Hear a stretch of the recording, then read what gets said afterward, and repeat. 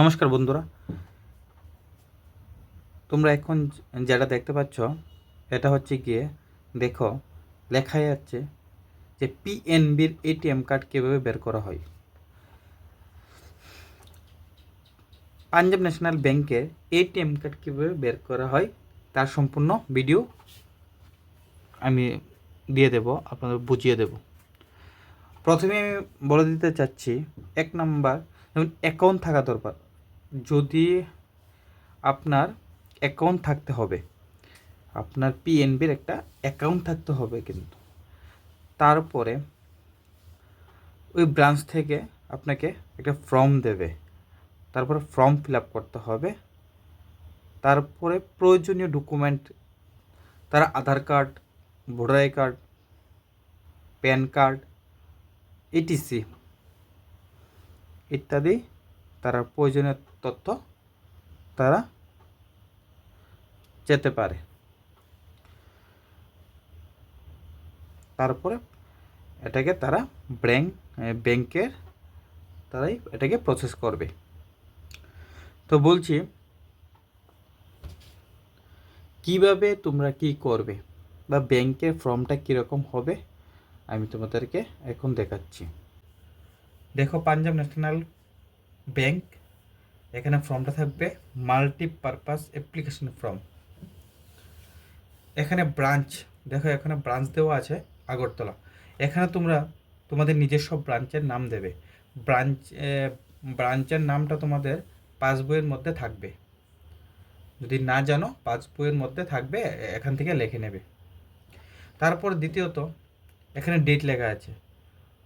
এখানে আমি আজকের ভিডিও করছি, তার জন্য আজকেই আমি ডেট দিচ্ছি।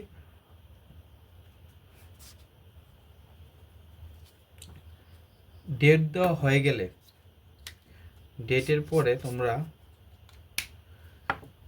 Name of the account holder, এখানে তোমার অ্যাকাউন্ট হোল্ডারের নামটা নোট করতে হবে। যেমন মনে করো রঞ্জন সরকার,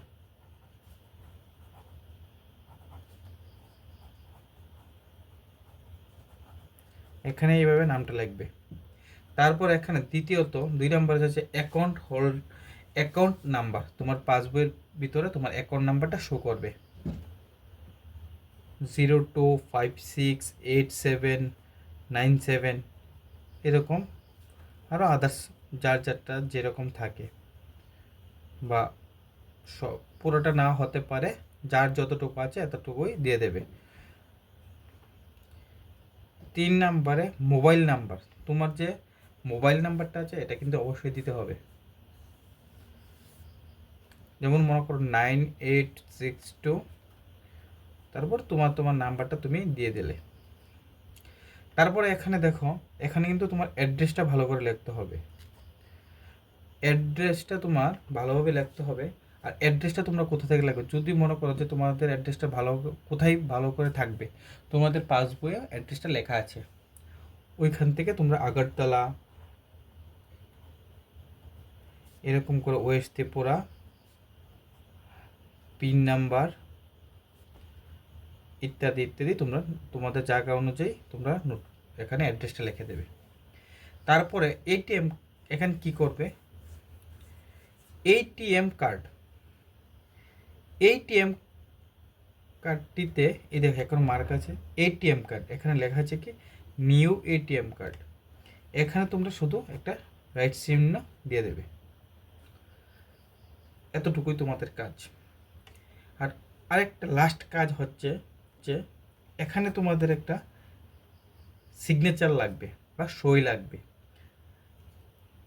ইনিশিয়াল, যেটা তুমি তোমার ব্যাংকে ইউজ করো টাকা তোলার সময় বা চেকে টাকা তোলার সময়, যখন তুমি এটা ইউজ করো ওই রকমভাবে একটা একটা সিগনেচার তোমাদেরকে দিতে হবে। তো আমার এই ভিডিওটা তোমরা দেখার জন্য তোমাদেরকে অসংখ্য ধন্যবাদ।